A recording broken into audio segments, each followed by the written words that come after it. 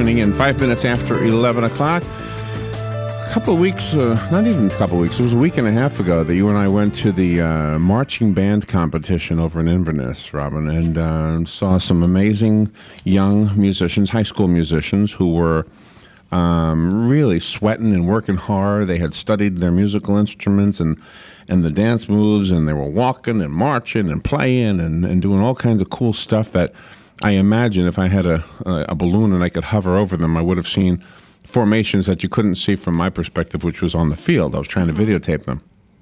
And so our mission that day was to videotape them and then we put the videotape online so that they could share it with their friends and everything, right? And I just thought it was a beautiful thing.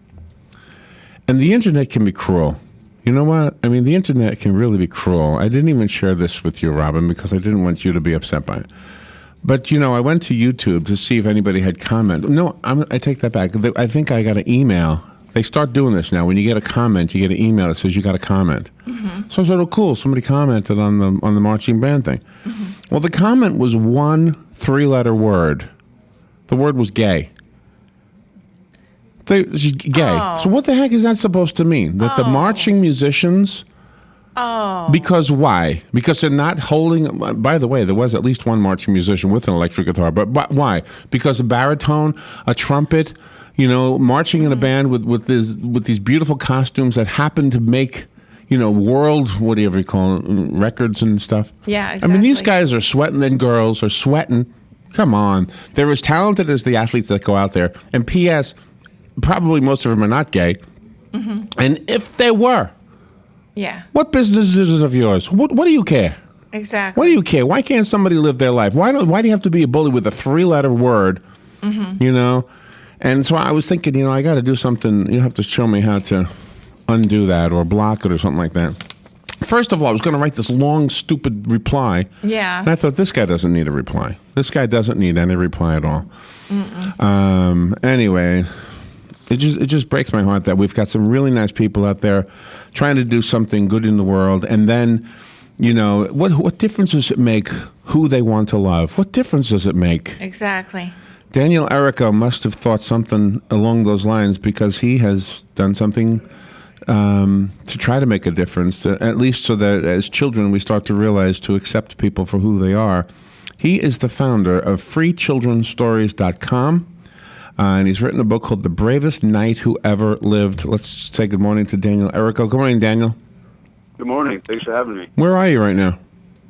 I'm in New Jersey, Hoboken, New Jersey. Hoboken.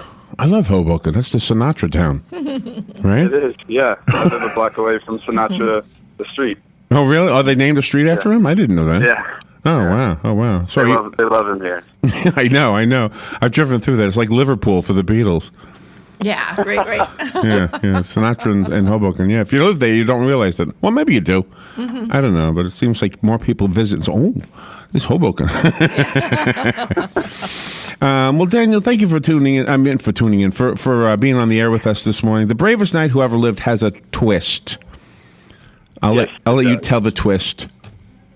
Sure. Well, the story starts with Cedric, who's a young pumpkin farmer, and his dream is to be a brave knight. And through some resourcefulness, he saves the carriage from being robbed. And it turns out that it was actually a knight's gold inside, and he decides to train Cedric as a knight. And once he gets older, he goes on a grand adventure, and he saves a prince and princess from a fire-breathing dragon. And in the end, his idea of a happy ending is to marry the prince as opposed to the princess. Wow. What a daring move you made. Mm-hmm. Can I ask a personal question that I hope it's not offensive? Are you gay? Oh, I don't mind. I'm straight, actually. Okay. I've gotten that question a lot, though, as you can Well, imagine. and kind of Robin gave me the heads up on this before we went on the air. So why did you decide this? Do you have a gay friend or something? Yeah, you know, I didn't really growing up at all have any gay friends. In recent years, I've become friends with a gay couple, and it really kind of made the subject more personal for me. And at the time when I wrote it, it was illegal for them to get married here in New Jersey. That's changed since, which is great. What would Sinatra say about that? I can't say on record what Sinatra said. I did it my way. That's what he would say. Right. So how's the book going? How's it being received? Are you getting nasty remarks on your websites? I am, yeah, but I'm getting a lot of support as well. The media has been great about it. A lot of people, in general, the responses have been really positive, and that's been heartening for me. There's been some outliers. There's been some sites and some commenters who have said some pretty terrible things. You have a quote in here from a wrestler, Fred Rosser, and he wished that this kind of material was available when he was growing up because that would have helped him through. Yeah, Fred's been great. He's the first openly gay professional wrestler. And I've gotten that comment from a few people that from gay people themselves who've said that had they had a book with a gay protagonist, it might have helped them be less confused growing up, someone they could relate to. And personally, I think the book is also meant for people like me who didn't feel different, but who needed to be exposed to all forms of love in a positive way from a young age to help me have a better chance at acceptance and tolerance. So are children's stories what you do for a living, and do you have others? Yeah. Oh, yes. I have many others. There's 2 hardcover books in stores nationwide, but what I mainly like to do, all the books that I've ever sold, including the bestsellers, are available for free on freechildrenstories.com.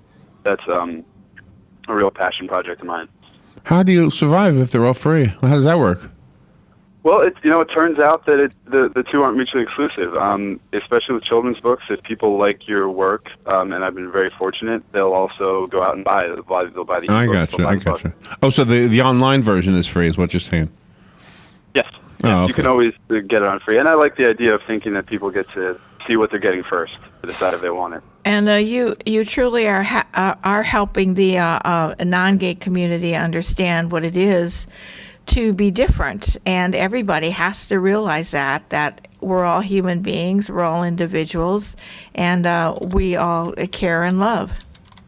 Well, thank you. And I think that the goal of the story is to show people that the fact that Cedric wants to marry a prince doesn't change anything else. It doesn't change the story, really. It's based on a classic fairy tale structure to show that just because his happy ending is the idea of marrying a prince, he's still a hero. He's still all these other things. It's still the same story.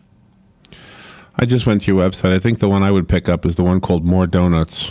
I think that would be mine. More Donuts. And so, are you the illustrator also? For a few of them, yeah. Luckily, I started off doing all the illustrations years ago, but thank God I don't have to do that much anymore. I get to use illustrators. Wow! So you have it's when you go to the website, you have a difficulty color. Like red is really difficult and green is very easy. Is that right? As far as it translating? I'm trying to figure out what this means. It says my stories are stories. Oh, I'm sorry. Yes. The red is harder reading level. Okay.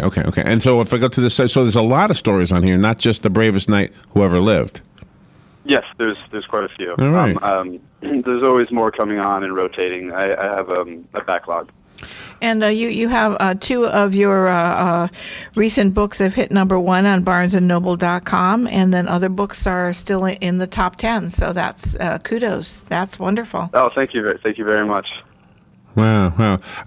Gosh, I wish we had more time to chat with you, Daniel. I would recommend for the listeners who are interested to go to the website. It's freechildrenstories.com. Children by itself without the S. Freechildrenstories.com. And the book that we focused on that kind of introduced us to Daniel is The Bravest Knight Who Ever Lived. However, there is one about donuts that I'm interested in as well. So, Daniel, thank you so much for being on the air with us, and good luck with everything you're doing. Thank you for making the world a better place. Thank you so much. Really appreciate it. All right, we'll be right back. .com. Safe boating is no accident. For today, clouds and some sunshine. The high 83 to 87. Clear to partly cloudy tonight with lows ranging from about 60 inland to 68 on the coast.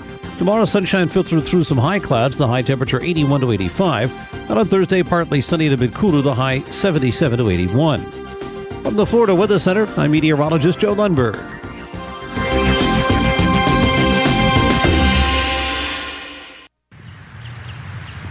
Dan, did you know that the runway at Ocala